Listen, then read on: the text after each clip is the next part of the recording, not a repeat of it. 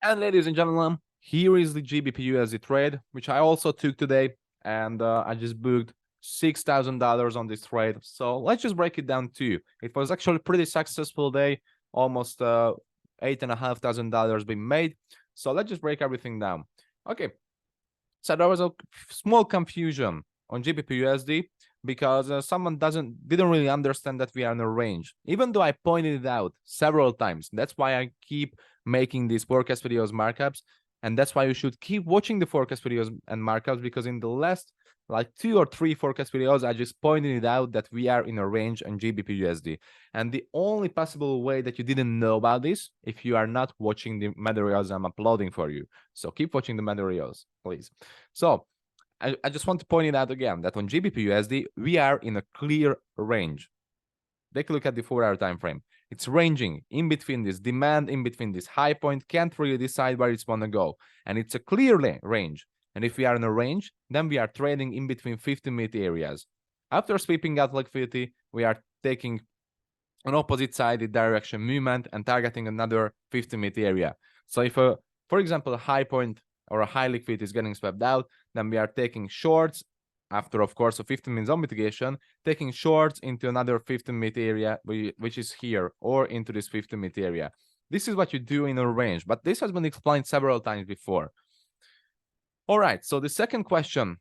First, I want to answer the questions that were in the group, then I will break down the trade. So the second question was that why was this supply valid? I just literally explained it several times before in the forecast videos also, and it's been on our charts like in the past, I don't know, 2 weeks.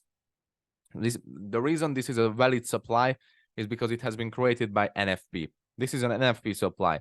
So NFP opened somewhere around here. NFP opened exactly at this candle, and right after the open, it just went up. Then it went down immediately and left behind this nice stack of orders.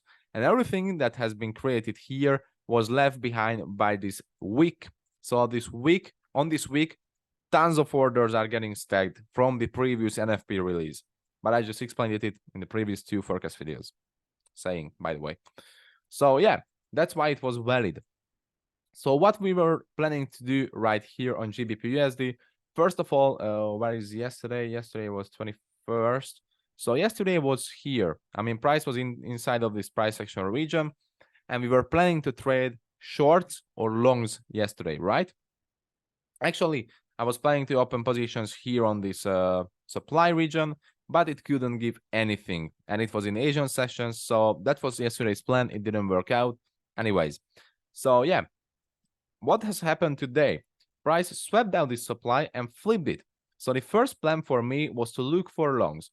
I was waiting for longs because price not just flipped this supply, but also broke this swing high point here with this nice inefficient movement. This inefficient movement has been started by this demand area, and I was looking for the reaction on this demand. And oh my God, I have to pause the video because I have to check the trade because it seems like a demand is forming. Wait a minute, please. Yeah, sorry, I just had to check because the second plan of today is working out currently, so I have to keep an eye on it. Okay, never mind. So, I was looking for longs because price flipped the high point, flipped the supply, and there was a nice 50-minute zone that has caused everything. So first of all, in today's session, I was looking for longs from this demand up to this supply, up to the 50%.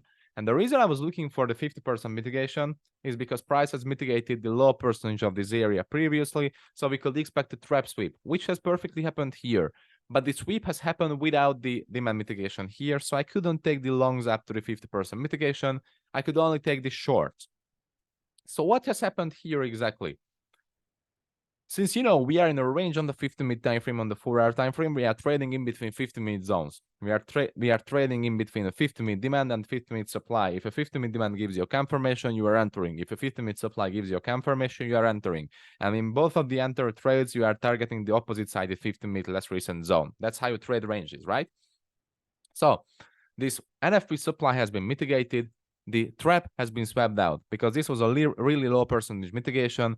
Price change character here, trapped so many orders on this block, and after this trap, it just swept all of the trap out. It just even created double taps here, and this has been swept out into a deeper region of the supply.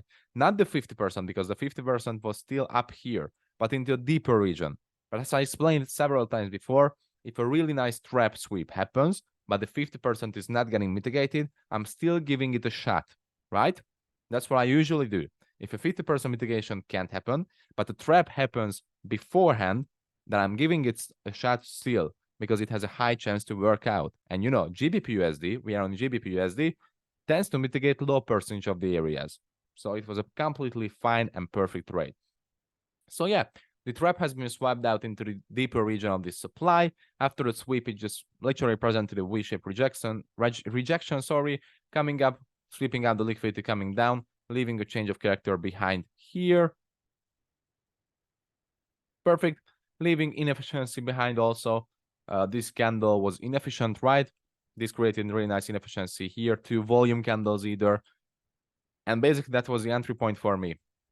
Criterias, perfectly enough criterias. First, higher time frame zone mitigation. Second, pro trend, pro order flow. You know, in a range, we just count this criteria because you can't really identify the pro trend and the pro order flow because it's just ranging. So in the, you know, range trading concept, we are just simply counting it as a pro trend criteria. Third, inefficiency here. Fourth, liquidation. Trap has been swapped out. Fifth, change of character. Sixth, V-shaped rejection. Seventh, not coming from an opposite-sided zone. Eighth, liquidity to target.